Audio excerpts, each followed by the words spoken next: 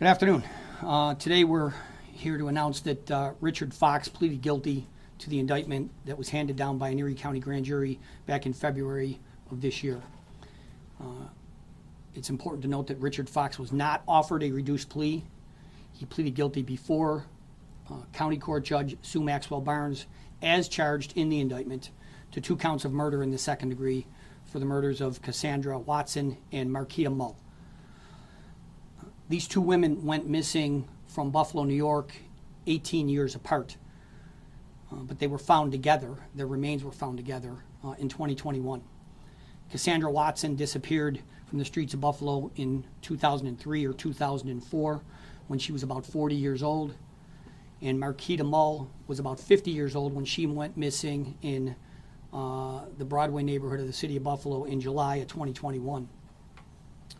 They were found together at the end of September 2021, and through the hard work and dedication of the men and women involved in this case, some of whom are here with us today, we were able to complete the investigation and arrest the murderer, Richard Fox. We obtained an indictment, and today his guilty plea brings some sort of closure and justice for the families and the victims involved in these horrific killings. Fox had been in a relationship with Cassandra Watson back in the early 2000s. They lived together at an address in the city of Buffalo. We do not believe he had any relationship prior to meeting Marquita Mull in the summer of 2021. But when the remains of the 2 women were found off a trail in the town of Portland in the county of Chautauqua, that's when this case took a significant turn in this investigation. Their skeletal remains were examined by forensic pathologists and anthropologists. There were dental records that were examined. DNA was obtained, and DNA testing was done, and the missing persons records were scoured, and eventually it took a couple of years, but in the end, toward the end of 2024, Richard Fox was identified as a person of interest.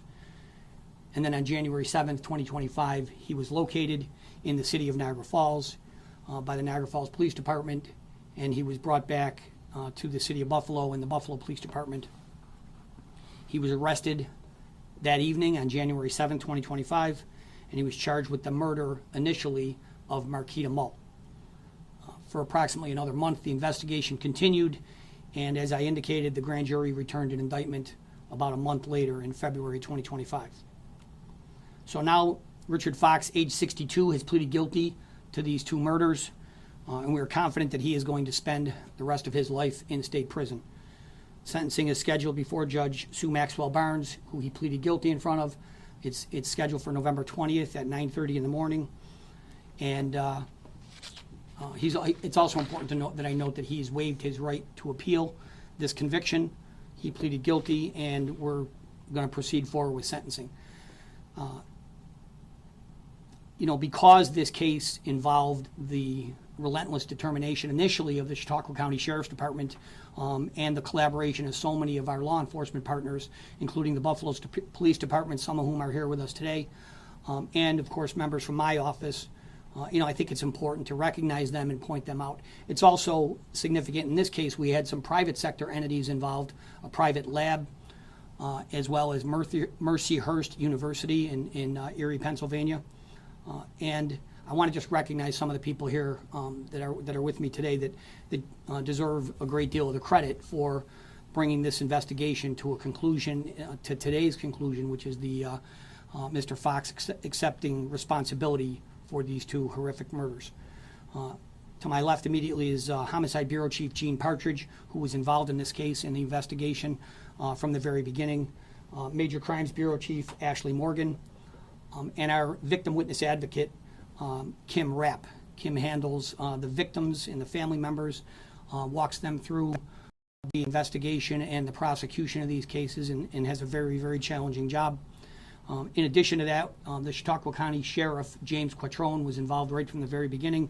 He's not able to be here today, but some of his some members of his department are. Lieutenant Alex Nutt is here.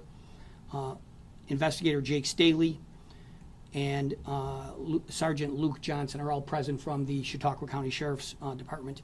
In addition, Detective from the Buffalo Police Department, Mark Costantino, is here, and Detective or current Chief of Detectives Joe Langdon is here, along with Detective Joseph Ruggiero, all from the Buffalo Police Department. And I should also mention two other people that aren't here. Recently retired Chief of Detectives from Buffalo, Craig Macy, who was involved in this case right from the beginning, as well as a former Assistant District Attorney and the Deputy District Attorney, John Ferroletto. We also had involvement from our office from people that work in our Special Victims Unit and two Assistant District Attorneys, Anthony Campanella, as well as Assistant District Attorney Hillary Henry. We had collaboration with the New York State Police, the Lakewood Busty Police Department, the Niagara Falls Police Department, the Niagara County Sheriff's Department, the Niagara County District Attorney's Office, the Chautauqua County District Attorney's Office, the Erie Crime Analysis Center, the Erie County CPS Lab, the FBI, and as I mentioned, two private entities, Mercyhurst University and Othram Labs. That's a lot of people involved in a very comprehensive and a complicated investigation that took years and years to complete, even after the bodies were located. I know that Wendy Mull has been here for much of this investigation. The sister, the sister of Marquita Mull has been here, and I know there were other family members that were in court today. And it's a good day for them to get to this point and to have some closure and some, we're even that much closer to justice being obtained. There is still the sentencing to take place, which, as I indicated, is in November, and so there's I'm sure there are going to be lots of questions.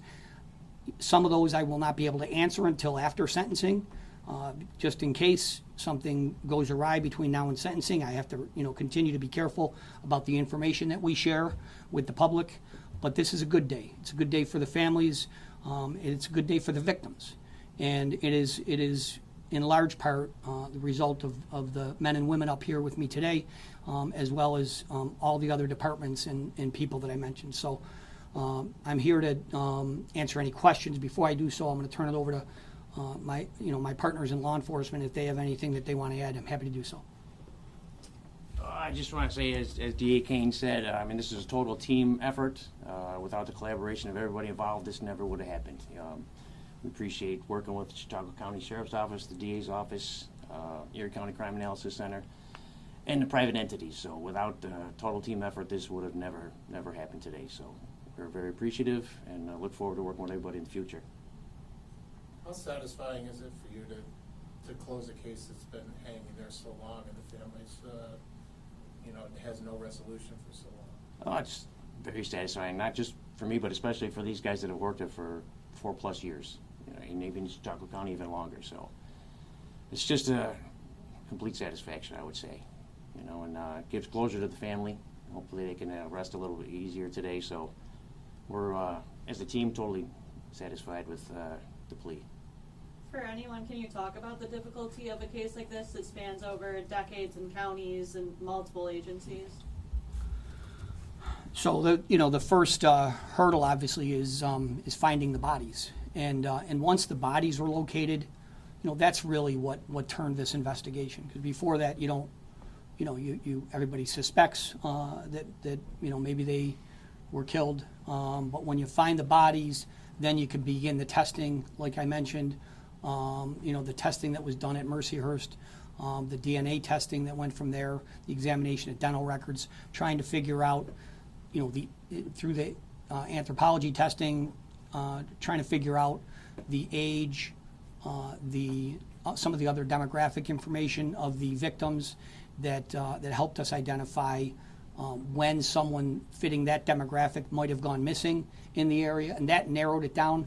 So, it took a long time. It takes a tremendous amount of effort and, quite frankly, dogged determination from the people involved in this case. And so It is, I agree with Detective Ruggiero and Chief of Detectives that it's that this is a very satisfying day, and quite frankly, the families waited way too long to get the answer, and finally, they both have the answers that they've been looking for.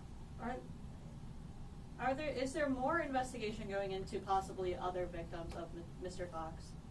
There are ongoing investigations. We're constantly, and I'll make a plea to the public, if anybody thinks they have any information that might be related to Richard Fox, we are constantly looking at information and evaluating it. You know, again, as I say over and over again, we got to be careful with what information we share with the public. We don't ever want to compromise the integrity of an investigation.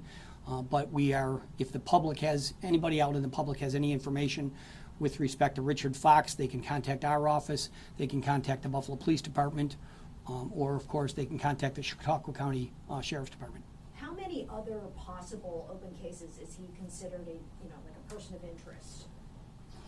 Yeah, Maki, it's probably not appropriate for me to put a number on it at this point. Like I said, we're going to continue to try to work up any leads that we have on any investigations, and maybe there'll become a time when I can answer that question more clearly. Can you talk about how you arrived at, as Richard Fox as the suspect in these cases? I know it has a lot to do with the identifying of the victims. Sure. But the fact that they were found in Chautauqua, these are two women from Buffalo, and how that all came together.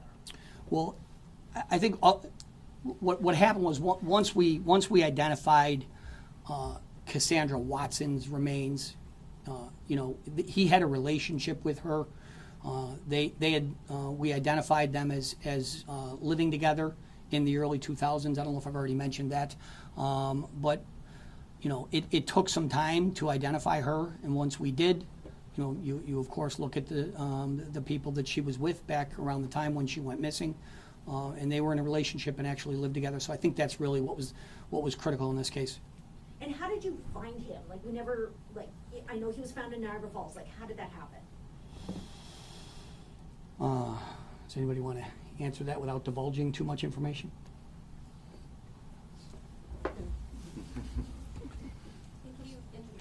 Sure, I'm Lieutenant Alex Nutt from the Chautauqua County Sheriff's Office. I'm the lieutenant of the Criminal Investigation Division.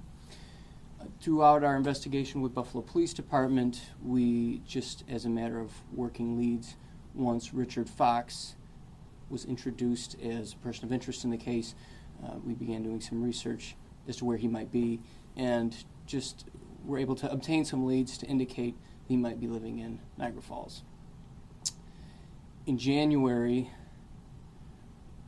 we went out to check the area where he might be living, and he was observed outside, and that's when he was located. Can you talk about what today means to you, seeing him plead guilty to these cases? So next week will be 4 years when both of these victims were recovered, and it's satisfying, but ultimately this is about Cassandra Watson's family and Marquita Mull's family, and we just hope that they, find some peace and sense of justice from today.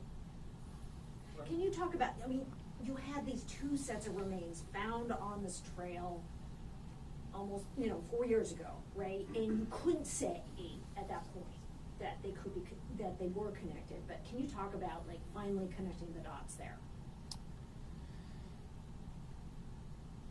Really, when the DA said it, when we were able to identify Cassandra, that's what really changed the course of the investigation. And once Mr. Fox was developed as a person of interest, we were able to make those connections between Cassandra and Marquita. And I hope, is that what you were asking? I hope that answers your question. In the beginning, there were two bodies found, right? Two sets of remains, clearly years apart, and you couldn't say well, is it a coincidence or not, or and to finally be able to connect that. Based on the location where both victims were recovered, we had acted under the information that it was very likely that they were connected. It was quite a remote location, and So we thought that was quite likely from the beginning, that these victims were connected. And that was confirmed later on in the investigation, like I said, once we identified Cassandra. Ms. Moll's sister highlighted the importance of the Western New York Unidentified and Missing Persons Network. Could you guys speak about how that network maybe helps community organizations like that help you guys with investigations like this? We work pretty closely with that particular organization, and those organizations are great because oftentimes members of the public will go to them with information that maybe they're a little hesitant or nervous to share with law enforcement. And yeah, that's a great partnership, organizations like that, and we appreciate folks that volunteer for those organizations. Any other questions? Great. Thank you very much.